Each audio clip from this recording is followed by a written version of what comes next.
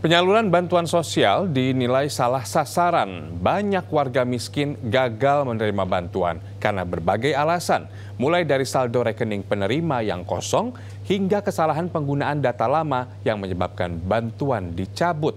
Lalu di mana sebenarnya letak kesalahan distribusi bantuan pemerintah ini?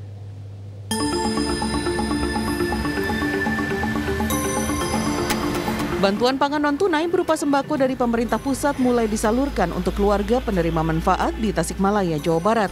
Warga desa Cikunir, Singaparna memadati sejumlah warung yang ditunjuk untuk menyalurkan kebutuhan. Sayangnya pengambilan paket berisi beras, sayuran, telur ayam, dan daging beku ini mengabaikan protokol kesehatan. Namun di sisi lain, dari total 124.000 lebih penerima manfaat, sebanyak 33.000 warga miskin gagal mendapatkan bantuan sembako pangan. Penyebabnya adalah saldo rekening penerima kosong, padahal minimal harus ada Rp200.000 di dalam rekening mereka. Semuanya itu sekitar 125 ribuan se-Kabupaten Tasikmalaya itu. Berarti otomatis mereka tidak bisa mencairkan bantuan dari pemerintah? Tidak bisa. Karena saldonya pun kan tidak ada uangnya, kosong nol gitu. Tapi kan perlu ada pengecekan lagi, karena apakah itu benar-benar saldo nol atau hal yang lain, karena mungkin saja double atau apa, double identik dan lain-lainnya. Jadi ini perlu klarifikasi dulu. Nah, ini bukan masalah di Kota Tasikmalaya, gitu. Ini adalah masalah nasional yang kadang-kadang ini masalah klasik terjadi lagi dan terjadi lagi. Hal serupa juga terjadi di Mojokerto, Jawa Timur. 526 orang penerima bantuan langsung tunai diblokir dan dibatalkan Pemkot Mojokerto karena data yang digunakan adalah data lama tahun 2014. Diduga mereka yang diblokir adalah warga mampu, telah pindah alamat atau sudah meninggal dunia. Sudah mencapai angka 526. Indikatornya apa, Bu? Mereka dalahnya? Macam-macam, ada yang meninggal, ada yang pindah alamat, keluar daerah, ada yang memang secara ekonomi masuk kategori mampu. Artinya mereka tidak bisa dicairkan ya, Bu? Iya, diblokir. Kami koordinasi dengan kantor pos untuk dilakukan hold atau pending dulu. Lalu, apa kata Presiden terkait tidak akuratnya pendataan warga penerima bantuan sosial pemerintah ini? Tahapan pertama memang belum 100% selesai. Kalau tadi yang di sini, ini adalah hari terakhir, sudah selesai. Di tempat-tempat lain yang saya cek memang,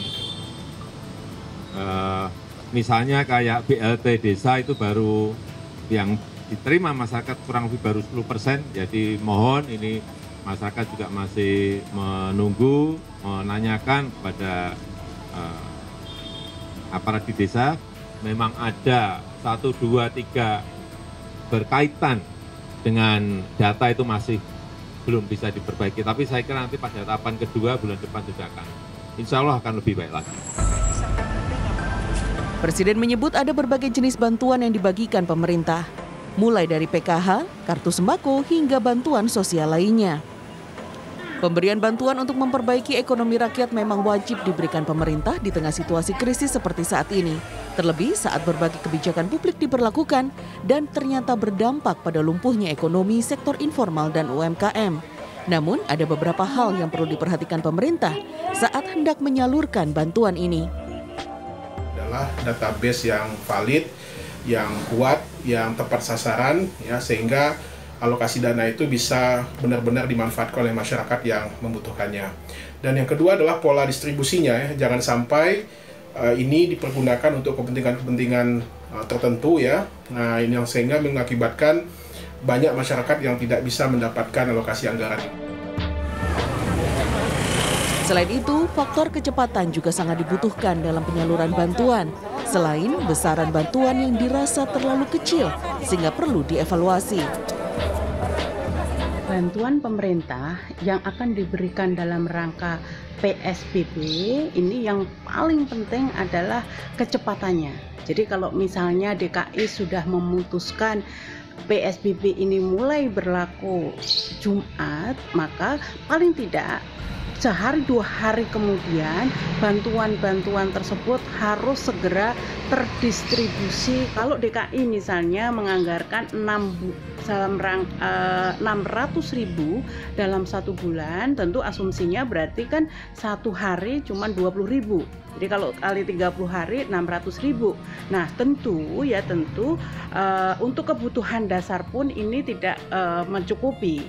Nah oleh karenanya ini juga harus diperhatikan lagi.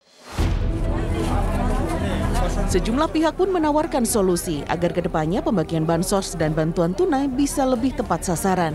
Di antaranya melakukan validasi data melalui aparat RT dan RW, membangun sistem informasi terbuka agar publik dapat mengecek secara mandiri apakah namanya sudah masuk dalam daftar penerima bantuan.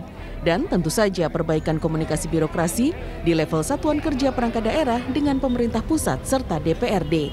Tim Liputan Trans 7.